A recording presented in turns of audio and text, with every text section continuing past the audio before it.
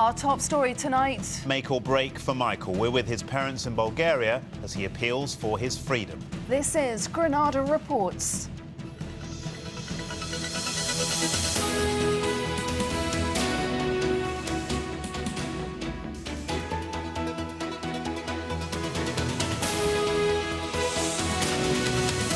But first, the young man in a Bulgarian jail who's pinning all of his hopes on an appeal hearing tomorrow. The name of the Liverpool fan, Michael Shields, has been constantly in the headlines since he was jailed for an attack on a waiter more than 6 months ago. An attack he says was carried out by another man. His mother says she's praying for a retrial. His father says that tomorrow is make or break for the family. Well, our reporter Andy Bonner has travelled to Bulgaria, to the town of Sofia, to be with the Shields family as they wait for news. Andy.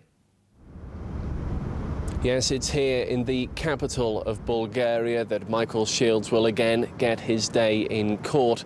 The appeal he's been waiting for takes place tomorrow, 8 months to the day since his original hearing over the other side of the country in Varna, where he was sentenced to 15 years behind bars for a crime he still says he didn't commit. In a moment, we'll be speaking to Michael's parents, but first, let's look back at the last 9 months of ups and downs for the Shields family.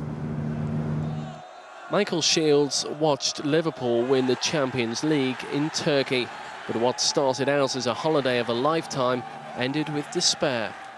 5 days later, he was arrested during a stop-off in the Bulgarian resort of Golden Sands, accused of attacking a local barman in an early morning scuffle.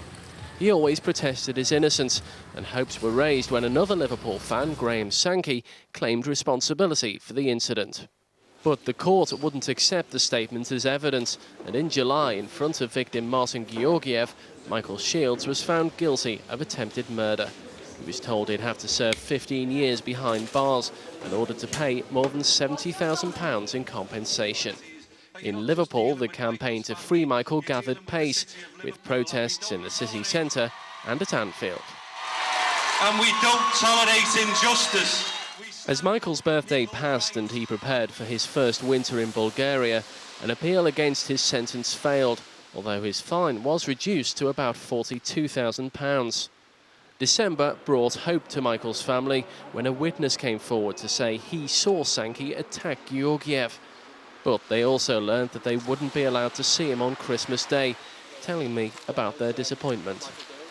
I mean, we're just going to have to treat it as a normal day, but, you know, we'll have our Christmas when Michael comes home. The new year brought more hope as a letter from the Bulgarian Prime Minister promised a fair appeal hearing. But then, less than a fortnight ago, the bombshell that Graham Sankey all but retracted his confession. There are serious discrepancies between the evidence in the Bulgarian court in the Michael Shields case and the statement made by my client. Despite all these ups and downs, everything now hinges on what Michael's lawyers can present to the court to persuade judges that his conviction is unsafe. So, an important day tomorrow. Michael's parents join me now, Michael and Maria. Maria, first of all, it's a big day tomorrow for you. How do you feel? I feel so sad in that. I mean, you know, we just don't know what to expect. All we're praying for is a fair hearing for Michael tomorrow, and, you know, justice to be done for Michael in the end. I mean, we're praying for a retrial for Michael, you know, and then if we get a fair hearing and a retrial, and, you know, we'll get justice in the end for him. We'll keep fighting till we do for him. OK. Michael, you're being caught, I presume, tomorrow. What are you expecting to hear during this hearing? I'm expecting to hear, you know, we've been down this road 10 months. You know, this is the final make or break for Michael. You know, in the course, I just want to hear that he gets a retrial, and if he get a retrial, you know that'll be the best thing for the best thing for Michael.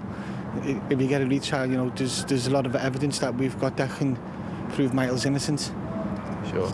And we obviously heard the news about 10 days ago about Graham Sankey all but retracting his statement that he made last year. Do you think that's going to affect Michael's chances? At this hearing tomorrow, no, because there's no evidence can be brought forward in the Supreme Court in Sofia. For what Graham Sankey said, you know, what he said or what his lawyer said is just a lot of lies. Graham Sankey's admitted this offence you know, he signed a statement. He admitted to the local press, you know, when he signed his statement. So we don't know, you know, how he's trying to distract his, you know, this statement. He's just, you know, he should be a man. Get on the first aeroplane, get over here and get my son out of this mess that he's put him in. Maria, finally, how's Michael doing at the moment? Well, he's been really, you know, worried in that, Michael, and we keep going in there and saying, keep your spirits up, and all the prayers that's getting said all over the world for you. If God answers these prayers, Michael will be brought home to us. All right, Michael, Maria, I wish you the best of luck for tomorrow. Thanks very much. And, of course, we'll bring you all the developments from Sofia on Granada Reports tomorrow from 6. Well, next, the jailed Liverpool football fan Michael Shields faces an anxious wait while a court in Bulgaria decides if he should have a retrial. He was sentenced to 15 years for the attempted murder of a barman in the Bulgarian resort of Golden Sands after last year's Champions League final. He's always protested his innocence, and today he took his case to the country's Supreme Court. Another man from Liverpool, Graham Sankey, has already admitted that he carried out the assault, but has never been brought to trial. Our reporter Andy Bonner was at the hearing for us in the capital, Sofia. Looking awkward and embarrassed to be at the centre of media attention once again, Michael Shields arrived at Bulgaria's Supreme Court, knowing this hearing could make or break his chances of being freed. Michael, just tell us how you're feeling today. How do you feel with all this going on around you? Crazy. Are you confident? Yes, very. How difficult has the last 8 months been for you? Difficult for me and my family, but we're getting there, and we'll do it in the end. And the support of the people in Liverpool? I'm very thankful for it. Very thankful. Concerned members of Michael's family have also come to Sofia for this important case. The teenager stood before 3 judges as his lawyer asked for a retrial on the grounds that the police investigation was not carried out in a professional manner. He later explained to me that he believed the court in Varna hadn't originally analysed all of the evidence. He said there were contradictions in the witness statements about what the attacker looked like, what he was wearing, and even how the stone was dropped onto Martin Georgiev's head. But the victim's lawyer said that the witness discrepancies were simple mistakes and not significant. Talking about why Graham Sankey hadn't been called as a witness, she said it was not a serious violation not to question him because there were other witnesses. As his family looked on, Michael himself took to the stand, saying, "I'm totally innocent of this crime." We know Michael's innocence. It's just hard for us to accept what's happened from the last 12 months or the last 10 months, whatever. You know, I know, you know, my son wouldn't do anything like that. He's not that kind of person to do that kind of crime. He wouldn't do any crime. He'd never been in any trouble in his life. As you know, it's just heartbreaking to see Michael in this position that he's in at the moment. For Michael and his family, it's now an anxious wait. The court will take up to a month to decide if there should be a retrial.